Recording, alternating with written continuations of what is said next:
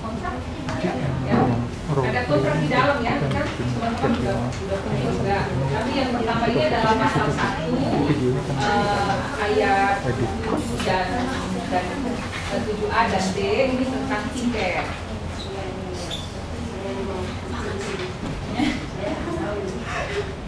So the first clause requires you to fill in your address.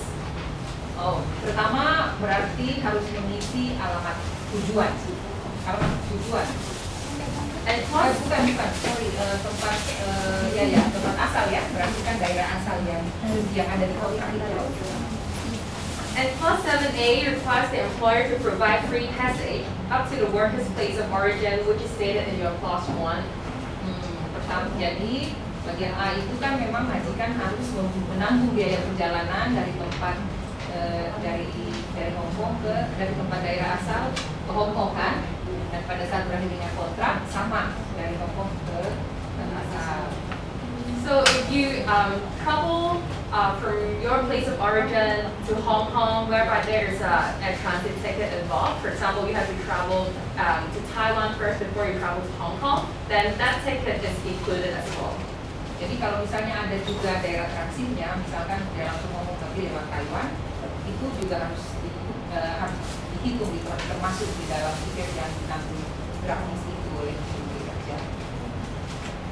So if the worker or the agent did not put a proper or correct address in clause 1, then the employer may only need to over the trip up to the correct address.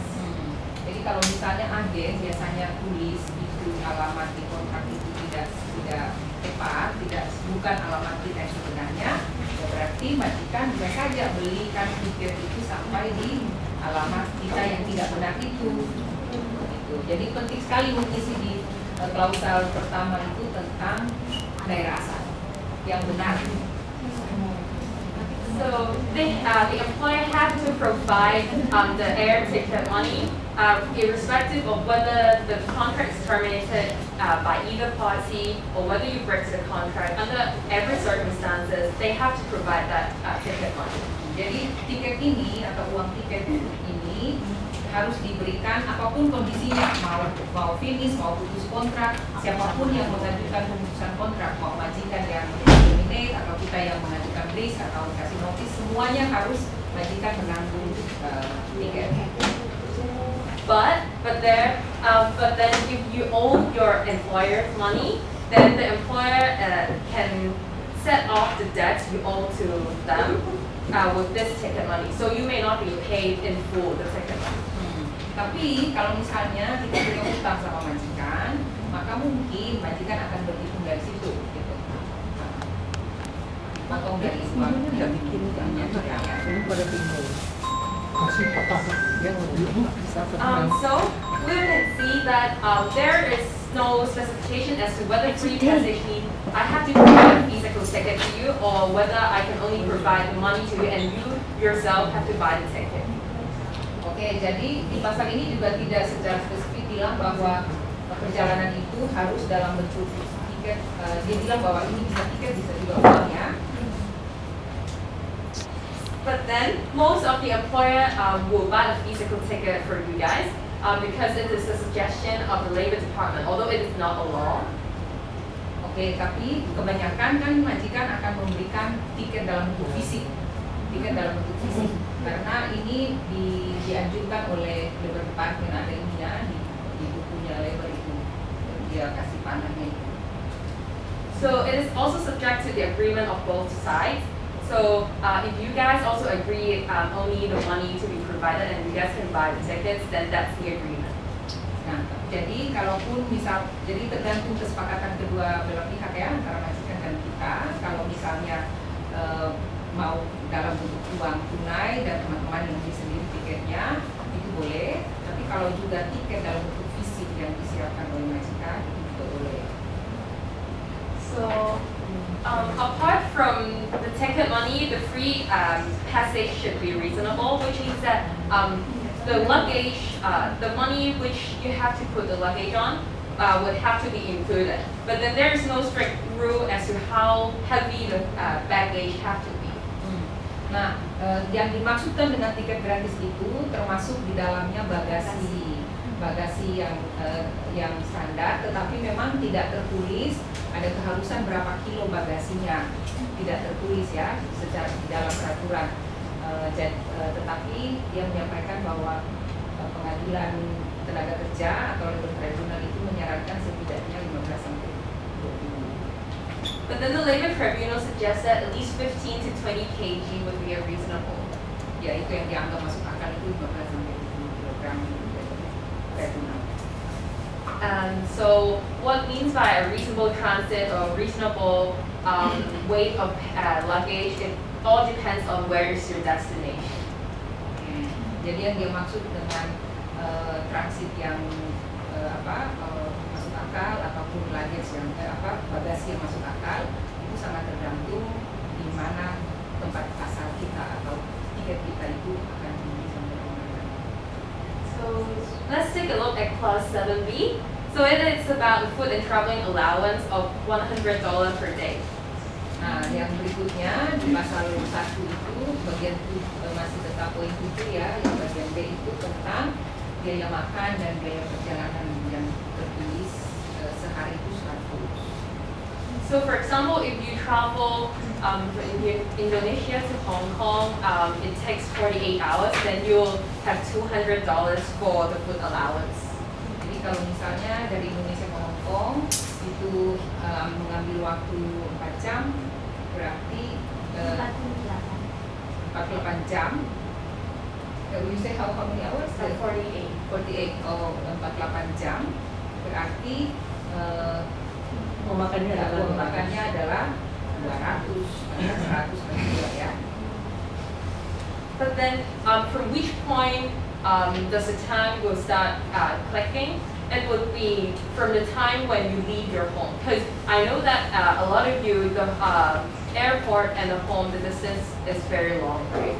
So that time will be calculated in the 24 hours as well. Jadi hitungan waktunya itu start dari tempat kita keluar rumah atau alamat itu. Jadi kalau misalnya dia bilang kan mungkin ada rumah yang jauh dari airport memakan waktu 1 hari, berarti itu akan dihitung juga. Pokoknya total perjalanan dari tempat asal sampai Hong Kong. So if you take like 1 hour from your home to airport, that 1 hour will be calculated into the 24 hours. Jadi kalau misalnya 1 jam perjalanan dari rumah ke airport, 1 jam itu juga terhitung di dalam 24 jam.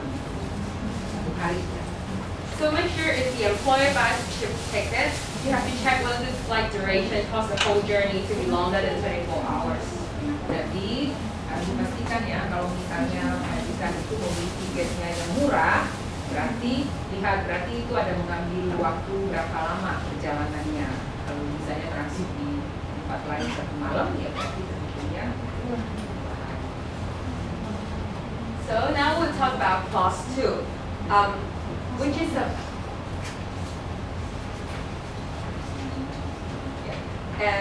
which states which situation will be applicable to you. So we will now talk about clause 2A, which applies when the worker comes from overseas. Ya sebenarnya kan kita ada kasih buku sama pen itu bisa dipakai itu. Hah? Mana pen?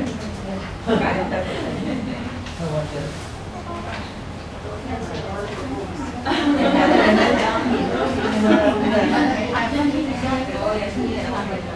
No, I have no idea. Ada bukunya kok. Ada di dalamnya ada. Ada ya. Soalnya tadi saya lihat ada yang ada pertanyaan, silakan kalau misalkan nanti dulu. Catat dulu aja ya, nanti pertanyaannya sekalian. Kalau ada pertanyaan yang sama, biar waktu. Oke, sekarang tentang pilihan tadi dia bilang hanya ada salah satu yang dipilih. So your day of arriving at Hong Kong means the day you start your contract. Jadi waktu tiba di Hong Kong itu adalah waktu dimulainya kerja di Hong Kong. So the contractual obligations, which means everything stated in the contract, start when you arrive at Hong Kong. Jadi semua isi kontrak itu berlaku So including the obligation that the employer has to provide you food and accommodation. Termasuk kewajibannya majikan untuk memberikan makan dan tempat tinggal. So we can see your visa. I think every one of you have seen this, right? Yes. So if you can see that, the time starts to count on your day of arrival. Jadi kita lihat ya, berarti waktunya itu dihitung memang pada saat tiba di Hong Kong. Visa itu kan? Visa ini yang putih ya? Iya. So there's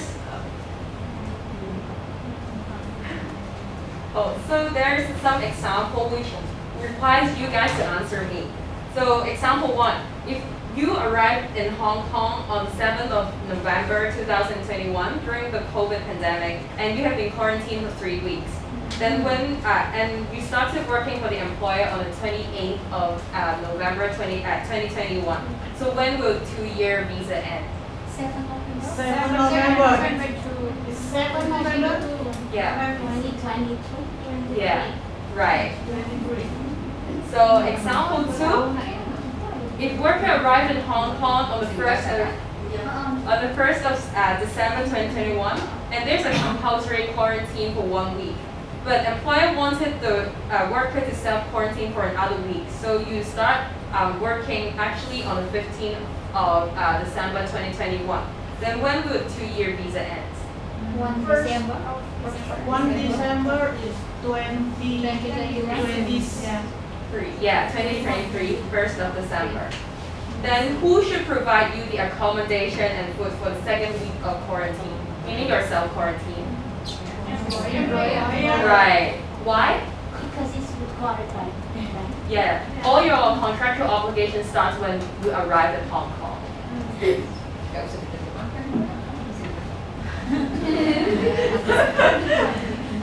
So you can see this is the entry visa, whereby the validity is valid for 1 entry within 3 months from your approval of visa.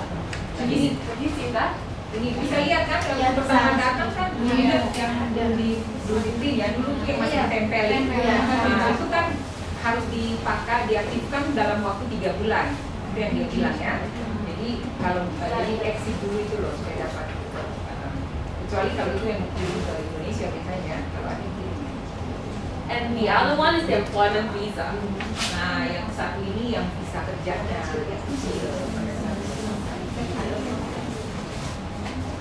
So now let's talk about Clause 2B.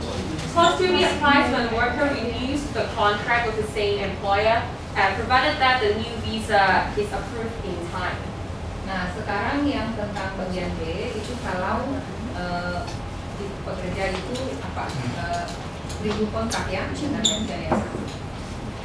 The date of commencing the new contract is the day after you finish last contract. Hari terhitung mulainya kerja baru itu adalah setelah tanggal visa yang lama berakhir.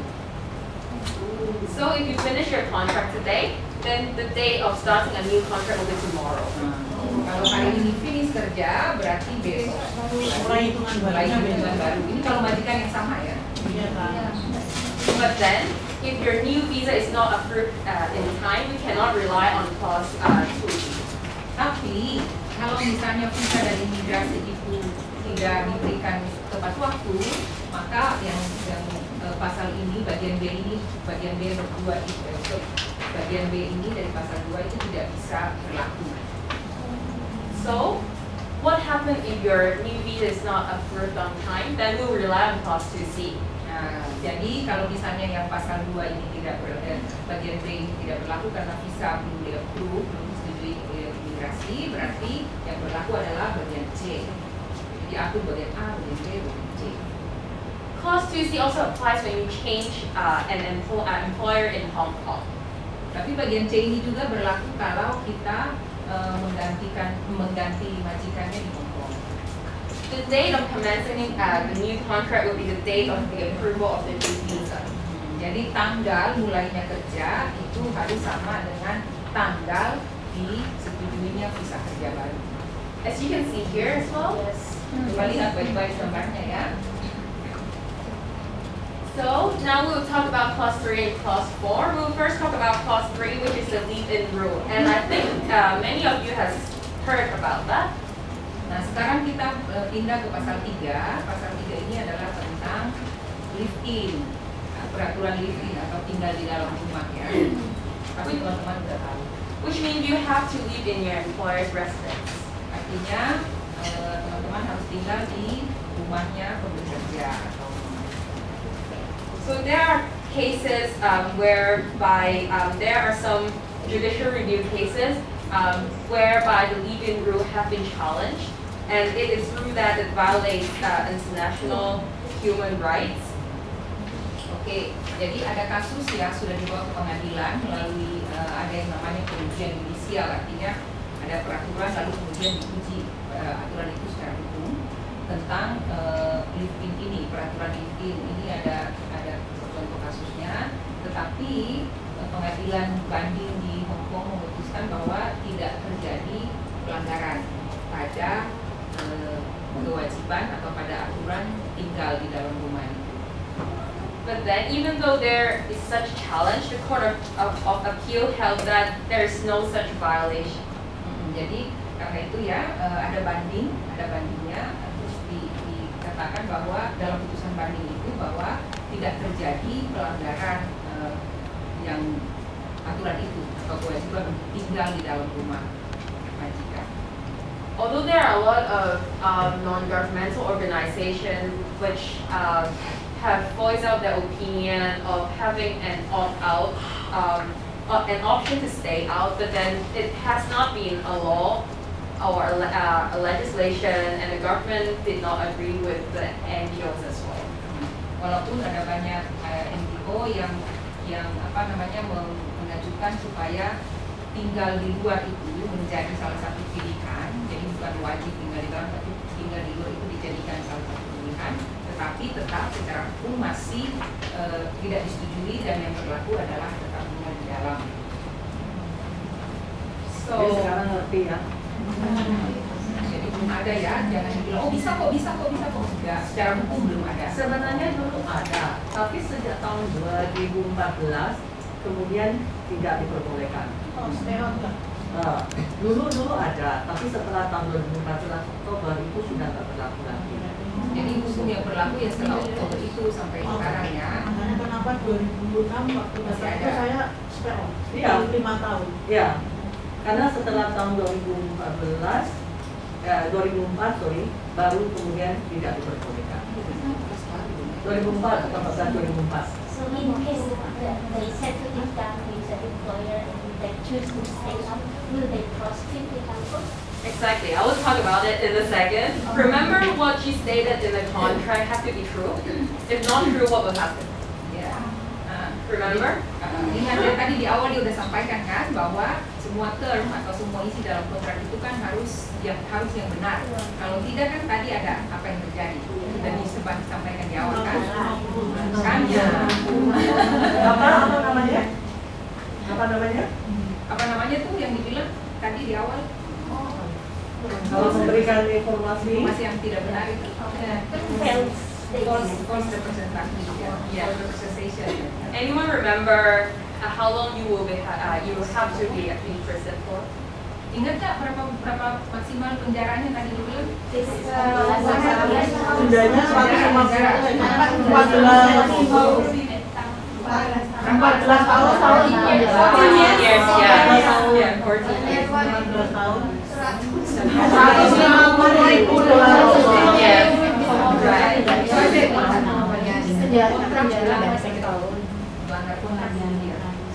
So now we'll talk about clause 4, which prohibits working for another employer and doing non-domestic work.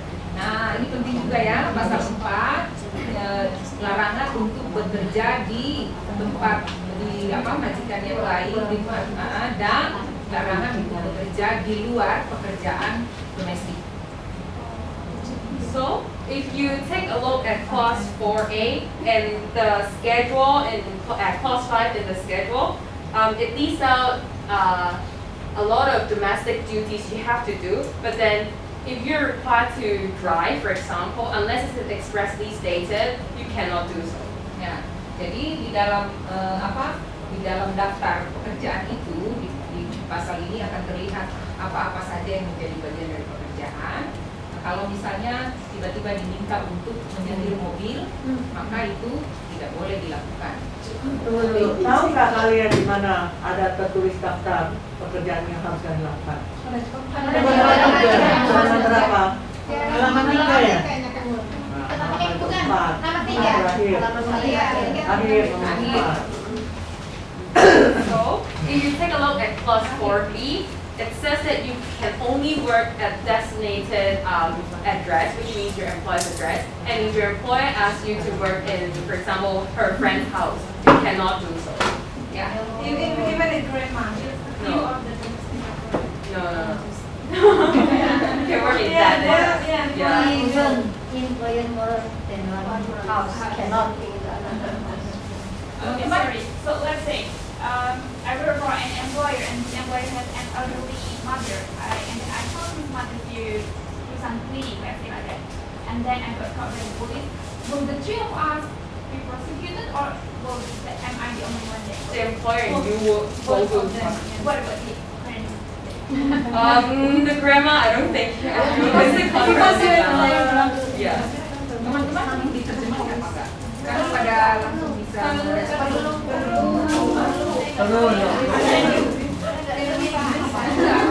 Nggak apa-apa, maksudnya kalau bisa.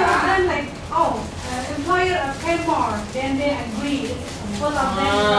Then no. Yeah. Don't agree to that, remember? Actually, this is like Oke ya, jadi tadi dijelaskan kan yang hanya boleh bekerja di alamat yang tertulis ya, alamat yang tertulis. Maka nggak boleh kerja di rumah teman dan lain-lain. Lalu ada pertanyaan dari Mbak Ika, kalau misalnya nih kita kerja, terus kemudian ada juga majikan, orang tua majikan atau siapa yang harus bantu juga, lalu kita disuruh bekerja di sana. Apakah memang sudah tahu bahwa itu nggak boleh, tapi apakah yang dihukum atau yang dituntut itu adalah majikan saya dan nenek juga atau gimana? Lalu penjelasan Amanda bahwa nenek ya mungkin enggak karena kan dia menurut ini ya, tapi si majikan yang mempekerjakan dan kita yang kemungkinan akan menghadapi tuntutan. Itu maksudnya ya. Lalu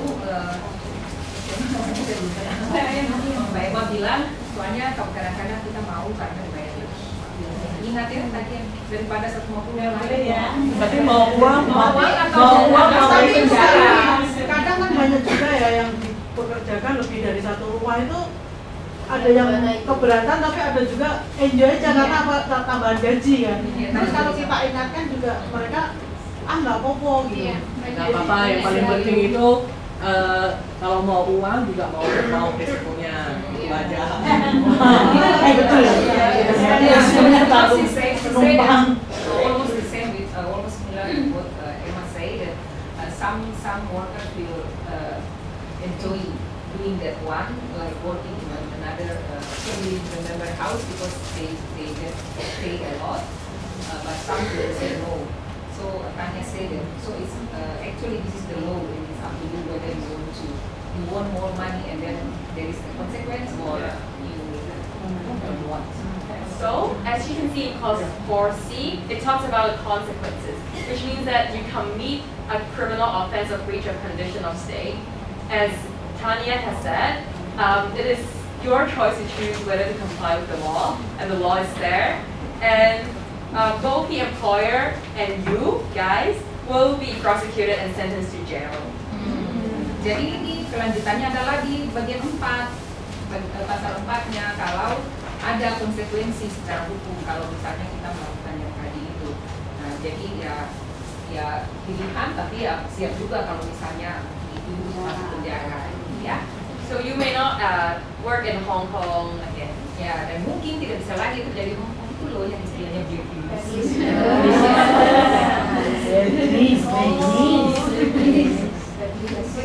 hati-hati ya, Cak.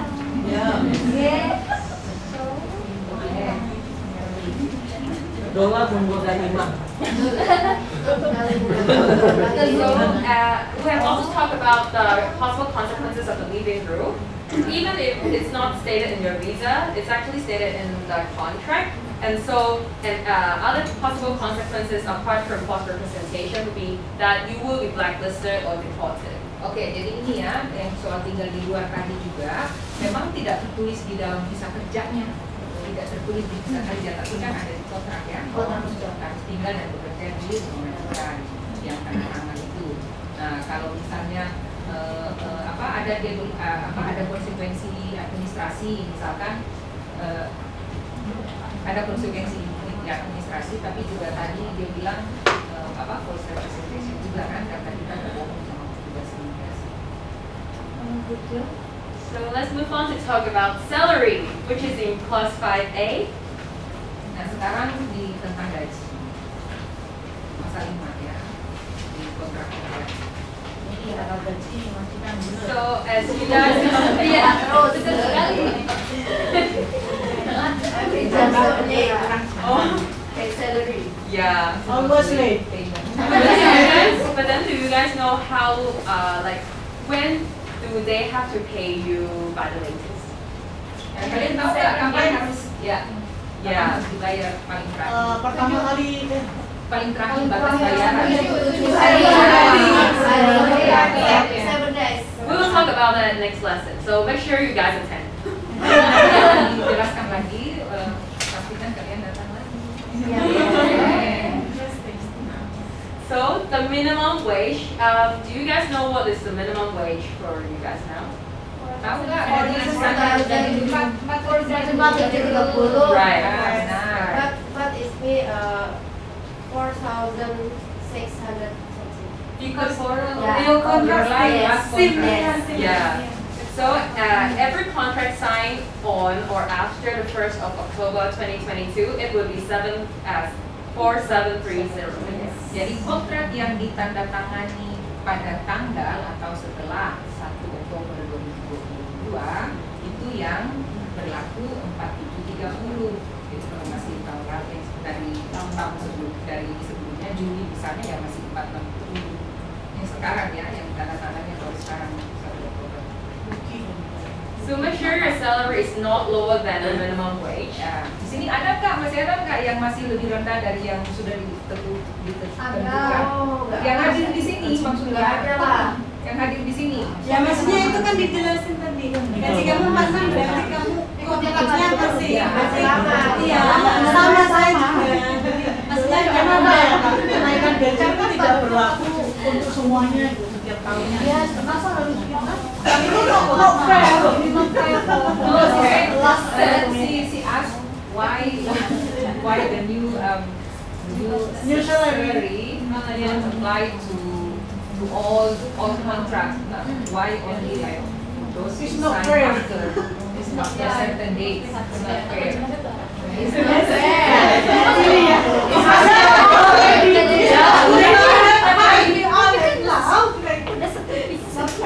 When you renew your contract, then the new minimum wage will apply to you as well. Ya, saya bilang nanti kalau pada saat renew kontrak, perbaharui kontrak, ya baru dapat yang baru. Baru lagi gajinya. Ingat loh, yang tertulis di kontrak itu kalau misalnya yang berlakunya salah, kan false representation. saya belum menemukan gaji baru. Oke. When will you renew contract again? example, I renew contract in August, then September they up Yes. After new contract and then next month is new salary.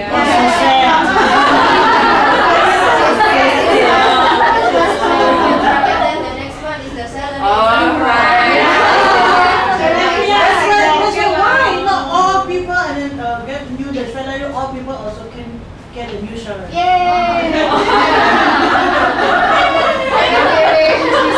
Beda dong ya. Iya, tapi kan ini Makanya nggak saya ingat pemerintah Hong Kong itu setiap tahun pasti menaikkan gaji. Biasanya kami akan diundang juga untuk hadirin rapat. Ya nanti kami ngomong lah.